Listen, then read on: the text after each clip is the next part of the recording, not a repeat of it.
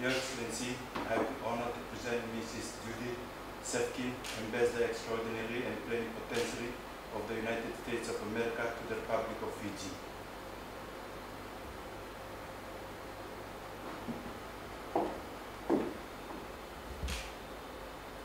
Your Excellency, I am honored to present the letters of credence that His Excellency, the President of the United States of America, has addressed to Your Excellency, crediting me as the new United States Ambassador to the Republic of Fiji.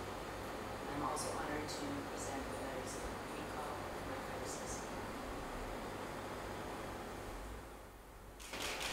Your Excellency, I will accept the letters of credence, as well as the letters of recall of my predecessor. Welcome to Fiji.